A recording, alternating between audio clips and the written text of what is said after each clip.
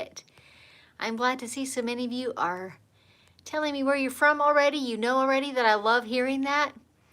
20-month-old grandson Charlie lets me keep watching. Yes, there will be a replay, so yes, you can absolutely do that. That was Linda. So be it. Pender Island, British Columbia. Awesome. Positive attitude. Thank you for inspiring so many to do the same, to be positive. Great. Denise in Norwood, Missouri. Quiltsy Linda in Windy, Nebraska, where we are too dry to plant and garden, so we sow. See, that's the kind of positive attitude we're talking about. Pilar in sunny Arizona. Sandra or Sandra in Brazil. Lynn in South Louisiana. Tanya from Berlin, Germany. Thank you, Tanya, for joining. You're here often. I appreciate it. It must take a good deal of effort and planning on your part. Sandy in Northeast Iowa, Debbie in Trimble, Missouri. Is that what MO is again? Forgive me if I don't know all my state abbreviations, but ask me a Canadian province and I know those. Anyway, let's see. St. Peters, Missouri. Hi from Indiana. Marinette, Wisconsin. Ontario, Canada. Oklahoma. Tacoma, Washington. Fantastic. Okay, thank you all so much for joining. I thought today, instead of really talking a quilting tip, I would tell you just a little bit of my quilting history, story, and background. And then, because I've been talking about my Freehand Quilting Masterclass that the enrollment is open for right now, I thought I would maybe talk about, are we the right fit today? So if you've been thinking about taking it and wondering if it's the right thing for you or the right timing for you, feel free to ask me any questions. I've been getting in a ton of emails overnight, and so I'll try and address a few of those on air, because if those folks have the questions, probably others have the same questions too. So I'll talk about a few of those, but feel free to type in your questions as we chat. For starters, I thought I would show you, just for fun, some of the designs that are included in the masterclass. This is a question that's being asked, and I realize I don't have a good way of telling you everything that's in it without giving all the secrets away, right? So one of the hints, by the way, is the course cover, Freehand Quilting Masterclass. There's, I think, 8 images behind that logo, that graphic. All of those 8 designs are in the masterclass. All the pictures that I post in the promotion, I try to make them be ones that are in fact in the masterclass too, so that you don't have unrealistic expectations, right? So that whatever you're seeing in my newsletters, in my social media graphics, have to do with that masterclass. So let's look at a few of them. This is one of the Paisley designs. There is more than one in the masterclass. This is a fun one. And this was an addition after I presented the class the first couple of times. There were so many requests for this design that I went and taped it and added it to. So that's the kind of thing, when I talk about when you purchase the class, you have access ongoing with any updates or additions. That's the kind of thing I mean. If I add a design, or more likely if I add, practice sheets or PDFs or maybe captions or translations into other languages in future, all of those embellishments, additions would be available to you. You never have to purchase again. This is another fun one. The flames. I originally designed that one for one of my nephews, and he had this, his mom had made him this quilt. It was kind of in black, tweedy looking flannel with Alexander McQueen, not Alexander McQueen, he's the designer. What's the McQueen, the race car? You guys know what I mean. Words always escape me when I'm trying to think of them. Anyway, the race car was all over it, and so that's what inspired the flames. This is hibiscus, and you see it in a couple versions there, short and chubby, leaner and lankier. This is one that I call plume. This is one of my all-time favorites, Crazy Eights. I know you see this in digital designs too, but I'm the only person I know of that does it freehand, and yes, this is absolutely freehand. It is so fun. This is chrysanthemums in several sizes, and I call this one Whimsical Rose. So all these that I've just showed you are the actual pieces that I quilted when I was filming the class. So you can see how visible it is, white thread on black fabric. We try to give you several angles during the taping process, and certainly those designs are broken down into step-by-step instruction and all the tips and tricks that I could think of that lead up to them. So that's a little sampling of some of the designs that are in the master class. So let's see if we're getting any comments that I should be addressing before I go further. Francesca from the Netherlands, awesome. Arlene from across town, yes, Arlene is a neighbor and friend. Mary Ellen in Michigan, Frida in Martinez, California. Marianne, when will the first module class begin? I'll come back to that in just a second, Marianne. How long is a session? I'll talk about that too. Lightning McQueen, thanks Pam, you're a lifesaver. You guys know my tongue just loses where it is sometimes when I'm on these lives. Your Crazy Eights look so perfect. Oh, they're one of my favorite designs, seriously. Georgia, I'm late. Well, not really. We haven't gone anywhere. We're still here. And Joan, hi from the UK. Joan's been here lots of times too. Welcome. Okay, so let's talk a few more specifics about the masterclass.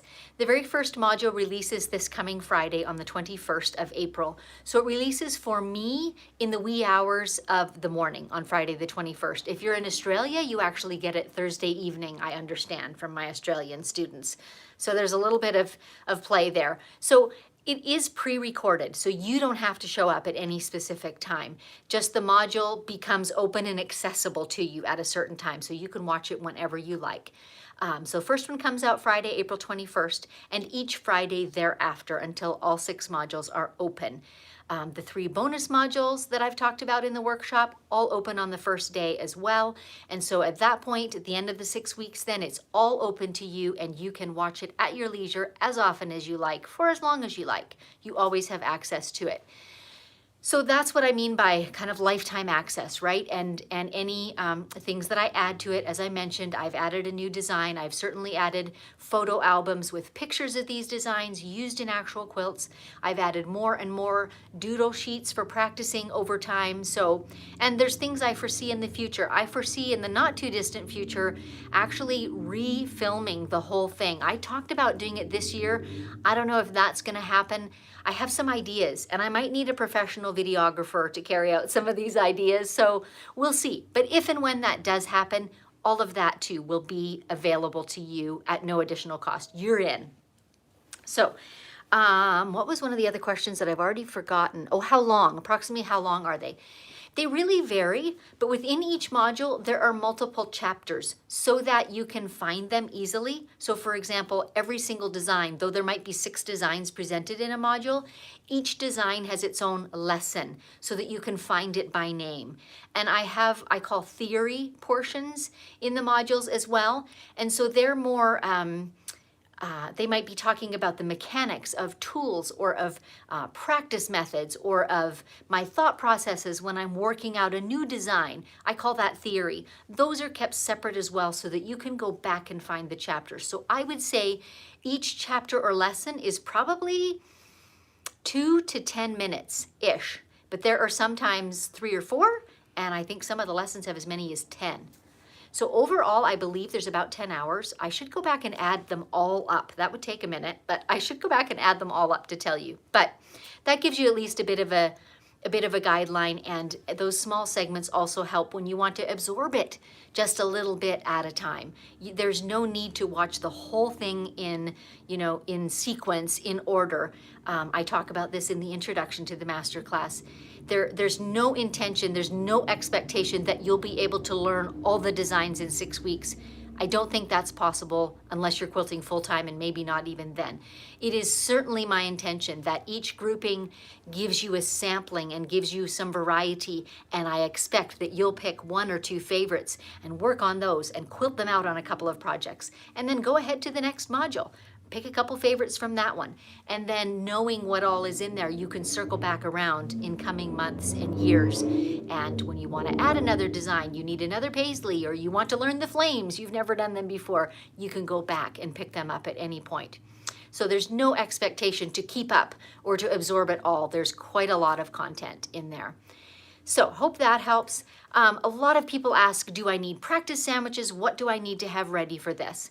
Well, I do suggest that you have something ready to quilt on. For myself, I find it more beneficial to practice on an actual quilt than to practice on practice sandwiches. For one thing, why waste the fabric? Why not make something out of it? So my favorite thing to do, even for myself when I'm learning new designs now, is to go to my local quilt guild, There's a charitable arm, and they're always making quilts. It might be for Quilts of Valor, but more often it's for, cancer patients or NICU babies or those sorts of things. So they're small, which is lovely. It's not a big commitment. And very often, they're not too finicky, honestly, about the quality of the quilting. And so it's a great opportunity to just practice something you don't necessarily feel comfortable with, but those quilts just need quilting so they can be given away. Foster kids, that's another area in our town anyways, where a lot of quilts are given away to foster kids as they're being settled into their new homes or spaces. We like to give them a quilt so they have something of their own that they can always have with them. So those are great opportunities for practice. They're not, practice sandwich. That said, I know some students who have loaded a practice sandwich with some of their, less favorite sort of ugly fabric, quilted it to death, and then just put another piece of fabric right on top. So no worries about reloading or another layer of batting or anything like that. Just put another layer on top and quilt on that one. Put another layer on top and quilt on that one. So that's a way to save loading time and save to some extent on fabric. So those are options for practicing. Let's see what else we've got for comments. Oh gosh. How many students per session? At this point, Donna, I don't have a limit on it. I do not get hundreds and hundreds. I just don't have that large of an audience. So far it has not come ever to a point where I can't be present for you all. But this is why I only open enrollment for certain periods of time. Currently, I'm doing it twice a year so that once I'm done getting everyone enrolled and getting everyone's questions answered and you start into the modules, then I'm focused on being in the Facebook group, being in the Zoom meetings live, answering your questions, answering your emails, and interacting with you. And I want to focus on that.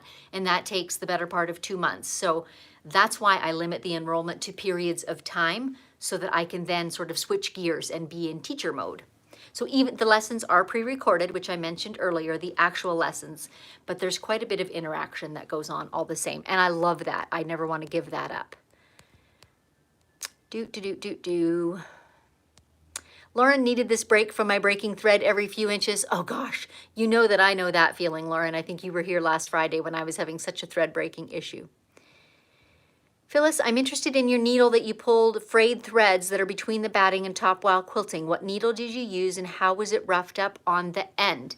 That's an unrelated question, Phyllis, but I'll go ahead and answer it. It is by Dritz, which is a very common brand of sewing accessories, and it's called a snag nabbit needle. So I didn't rough it up on the end. It comes that way. So it looks like a needle, longish, but instead of an eye, it's just got a section of needle that's kind of cross-hatched, kind of rough, and you just pull that very gently between your layers and it snags the errant thread and you're able to gently pull it out. It is a cool tool. Maybe I'll spend one of these live sessions talking about a few cool tools that I keep. You can see there's a tiny little black and white pincushion right in front of my red solo cup. That's where I keep a couple of my favorite needles for kind of specialty purposes. Mary Ellen, is wood grain an element in your lesson? I'm trying to execute that now, and yikes. It is not, Mary Ellen. Some of you may know I have a monthly membership as well in which I introduce different designs never before taught by me, and I'm thinking of putting wood grain in there, but to date, I don't have wood grain anywhere. There are others that teach it, so I wouldn't be surprised if you YouTube it. You can perhaps find some good examples. Marianne Matthews, I don't use Facebook. Will I miss out on anything when you share there? There is a certain amount, Marianne, because that is a social platform. So, if you don't use Facebook at all, I sympathize.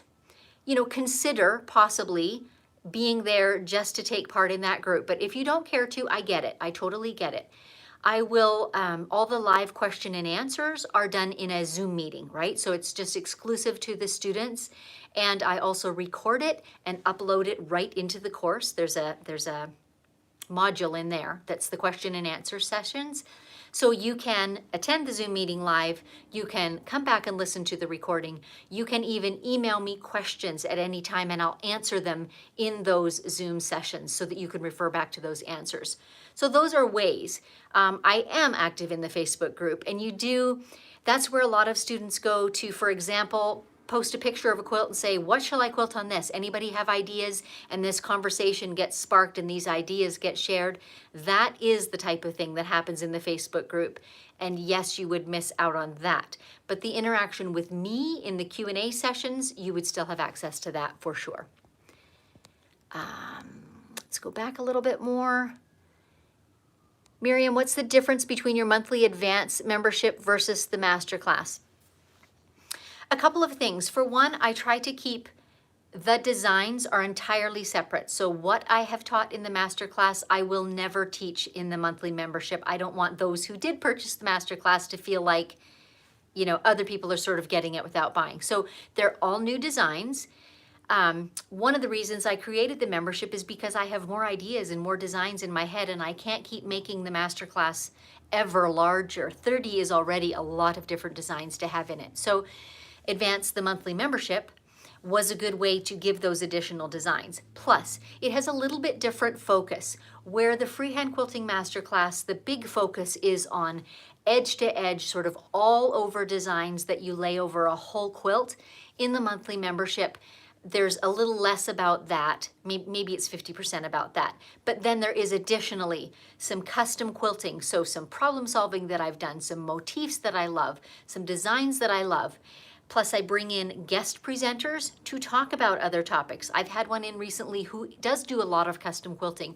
So she did a presentation on how she develops her ideas of custom quilting for a particular project. And she's just showed a bunch of photos and slides and examples of that sort of thing. I have a couple of quilt-alongs in there, so a little more complex quilting maybe than the edge-to-edge designs.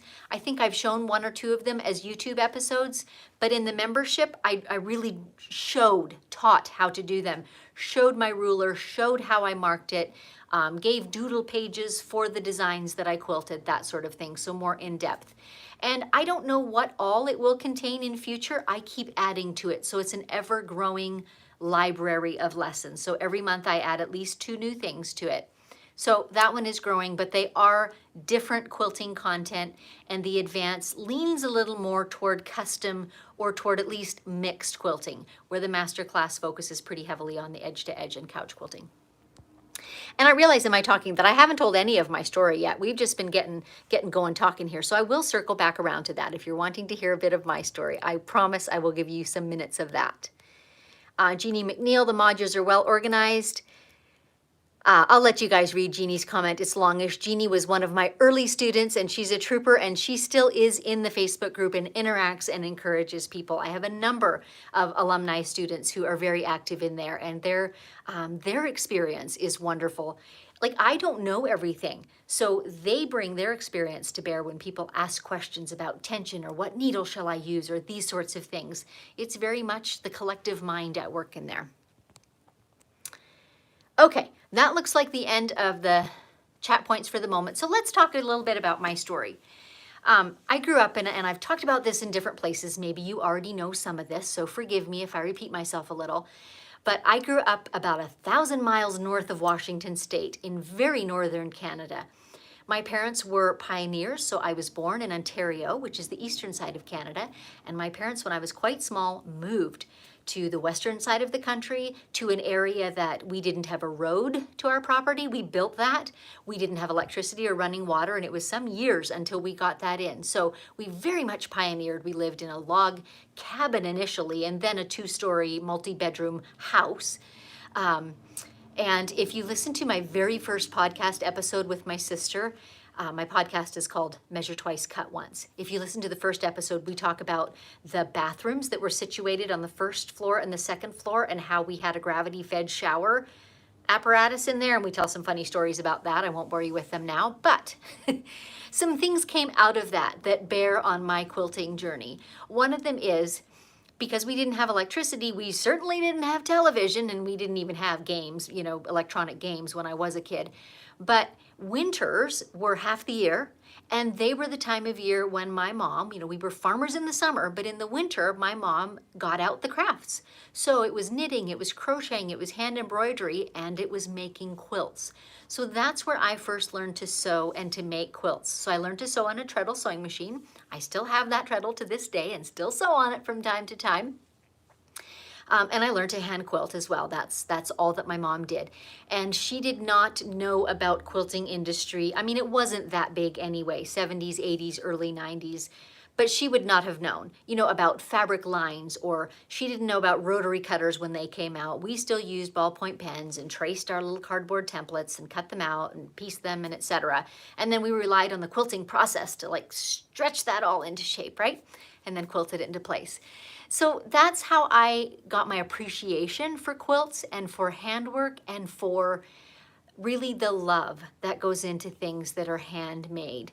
So, that looks different for me now because when we moved to the US, which was in 2011, that's when I was first introduced to machine quilting and to quilt shows. My eyes were this big.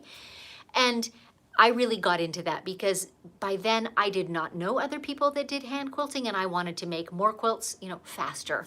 So I started quilting on a domestic machine first, and then a friend introduced me to her little long arm and the bug bit, and I went looking for my own first long arm, and it was a well-used, well-loved one, and I drove that for a long, long time. And so my quilting looks different now in the sense that a lot of it is machine done, but the same thoughts go into it, the same creative urge goes into it, the same care in creating something for a loved one goes into it.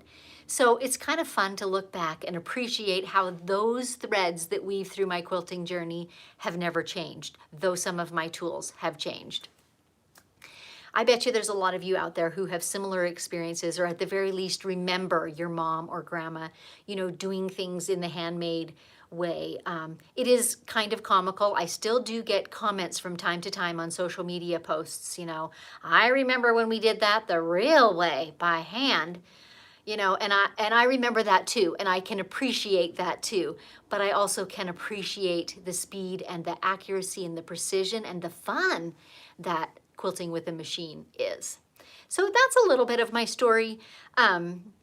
More specifically to the Freehand Quilting Masterclass, I do still remember vividly my early quilts when, I'm standing at my long arm and it's not a thing you go to your friend's house to do, right? You're at home by yourself trying to figure out this big machine.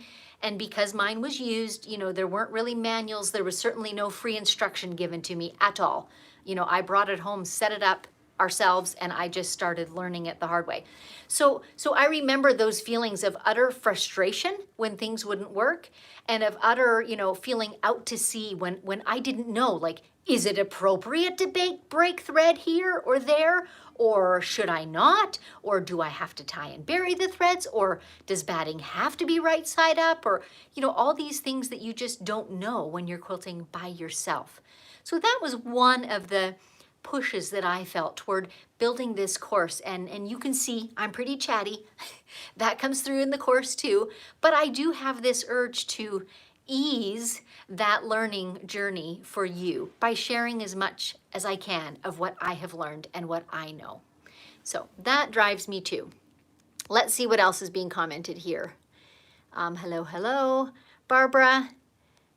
Hope David and Susan bless this comment, maybe see this comment. I took Susan's masterclass last year, researched her class, watched her videos, and could turn them on and just listen all day. Then I knew it was a fit.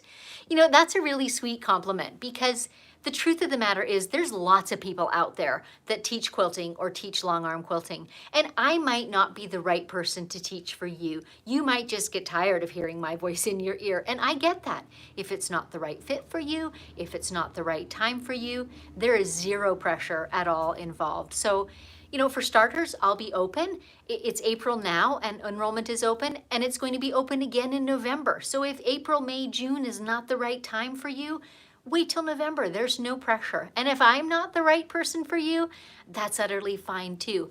I do feel like when you're learning a new skill, that's quite important to have a teacher-student interaction that fits, that feels right. We all learn different ways. Either we like to hear or we like to see, or we need both, or we need to see it written down. So whatever way suits for you, I want you to find the right and most comfortable way.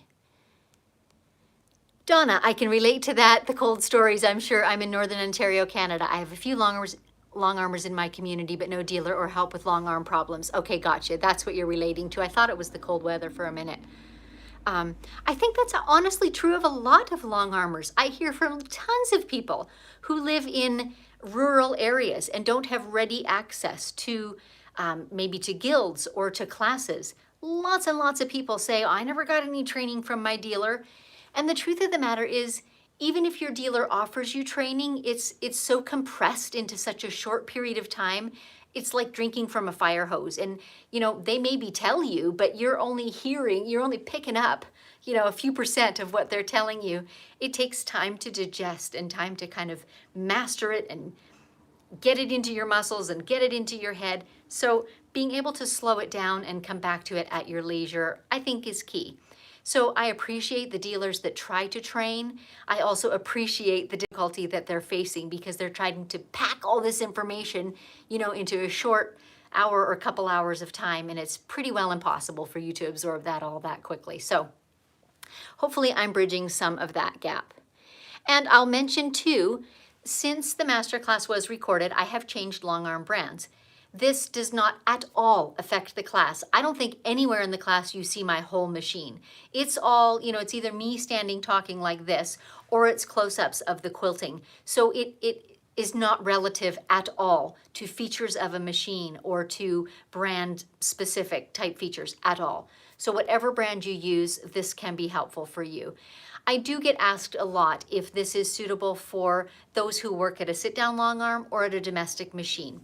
There are a number of students in the masterclass who do quilt at a domestic machine or a sit-down and have found it to be useful. The doodle sheets that I provide, so they're my own sketches on paper that you can slide into a page projector and trace over. Because they're piece of paper sized, they tend to be a smaller scale, and that kind of works in your favor if you work at a sit-down machine, because you will tend to quilt in a smaller scale, smaller movements and motions than we do on our big long arms.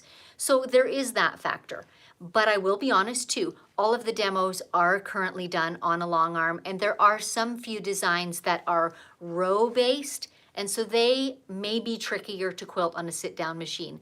I'm in the process of trying to re-educate myself in getting comfortable quilting at a sit-down machine, and in future, this is one of my ideas for re-recording. In future, I would like to record the demos and do it on both machines, a long arm and a sit-down, so that you can kind of get that visual and see it in action. But at this point, it is all demoed on the long arm. I think it translates well. Like I said, there are students who do work at a sit-down machine and they're free with their help and their answering of questions, and I'll answer where I can as well. But that's kind of the picture right now. Denise, most of the training I got was on the digital robotics of the machine and how to load the quilt. That was it. I think that's fairly common, Denise. You know, again, that dealer is trying to cram in a lot of information into a short frame of time, and that seems like the most unknown factor, right? The robotics. And so they end up focusing on that if indeed you have that on your machine. So yeah, true. Donna sent, Jules, I'm taking the class in the fall when I'll have the time to dedicate where a fit. Nice to know, Donna, and whatever works for you, truly. Barbara, it's been a full year and I still turn on Susan's videos while I'm quilting, sewing, and refer back to the masterclass content often. That's great, Barbara. I appreciate that. And you're one of the people that's very active in the Facebook group too. So I appreciate your willingness to share as you learn in there as well. So we have been almost 30 minutes. So I think we're winding down. If you do have more questions, now is a great time for them. I am still, enrollment is open till tomorrow night at midnight, my time, Pacific time. So I will continue to answer emails and answer questions as quickly and as best as I can. If you've been watching the last few days, you know that my grandbabies, well, and their parents, but really the grandbabies are here for a week. So I'm kind of dividing my time judiciously. So I answer emails early in the morning and late at night, and then I try and spend the days whenever I can with the grandbabies. So appreciate your understanding on that too. Georgia, I've been on a Sweet 16 sit down and I've used a lot of your instruction very successfully. Good to know. Thanks for chiming in on that, Georgia. I appreciate it. Nadine, I can only afford the cost of the advanced class each month. Would it be worth it to me to leave that program for a few months to take the Freehand Primer class? I wonder if any of you who have taken the Freehand Primer class would want to say something about that. I'll give you my 2 cents on it. I have not even mentioned the Freehand Primer class here today, but here's what it is. It was the first one that I recorded, and it's almost identical content to module 2 of what is now my big masterclass. So similar that if you purchase the primer and down the road you decide you want the masterclass, you get the whole purchase price of that primer against it because it is really the same material. But it is smaller, so it's a lower price to get in, and it's a way to get acquainted with me and my teaching style. And it's also what I consider foundational. So the primer has to do with learning some of the basic, foundational, repetitive shapes that are involved in quilting and learning about, I call it posture in quilting, which sounds funny, but it's a practice method that helps you get accurate and pleasing shapes as opposed to shapes that are saggy or squashy or sort of lazy looking. So that's kind of what the primer is about, is getting those foundational shapes in place and then practicing them consistently, and that gives you a springboard toward a lot of different designs. There are not a ton of different designs in the primer. It's quite foundational, but you then have the skill, the control of your machine to be able to branch into, I feel like, anywhere you want to go. Nadine, thanks for answering. You're welcome. Marianne, I think you're the right fit. I plan to enroll. Just need to suck up the exchange rate for the Canadian dollar. I feel your pain. I recently traveled to Canada and had to do some fairly major business transactions there, and it was great going, but it was terrible coming home. Oh my goodness. So yes, I feel your pain, and I'm sorry. Nancy is asking, I know you use isocord thread. How does it compare to glide? I think they're similar, Nancy, in that they're both trilobal, 100% polyesters. Typically, the glide that I see quilters using is a bit finer than the isocord that I use. I think the machines handle them similarly. I think you get more on a bobbin with the glide, if it's the 60 weight, for example, than I do with the isocord as a 40 weight on a bobbin. But I think in end result, certainly in kind of the luster of the thread on the quilt, they would look very similar. Fairly similar results, yeah. Okay. Folks, I think I'm going to call it for today. We're a little over half an hour now. Thank you all so much for joining. And again, I will be coming on every day for the remainder of the month of April, usually shorter, usually smaller topics, sometimes relating to what I've got loaded on the long arm or things in my studio, but just talking all things quilting. So you're welcome to join me. It's at a different time each day because it is subject to my life, more typically in the morning Pacific time. So I try and get, my title and topic in place and get it planned about an hour in advance. So turn on the notification bell on YouTube, subscribe to the channel, and that's the best way to find out what's coming up next. And of course, they're always there to view afterwards. I've got a playlist called Bite-Sized Tips, and that's where they all are going eventually. I can't recall, honestly, if I put a link to the masterclass below this when I was typing in the subscription, but I'll tell you where it is. It's at signup.stitchedbysusan.com. So that takes you to where you can purchase it, or you can just go there and read about it. There's lots of information about it. There's a detailed syllabus with what's in every one of the 6 modules, what the bonuses are, some of the frequently asked questions. All of that is there at that link, signup.stitchedbysusan.com. So I think that's it for today. If you have topics for these daily chats, feel free to put them into the comments. Email me, info@stitchedbysusan.com. I've taken lots of your topic suggestions already, and I would love to have some more. So whatever you're doing the rest of today, may it be a good one, and I will see you again tomorrow.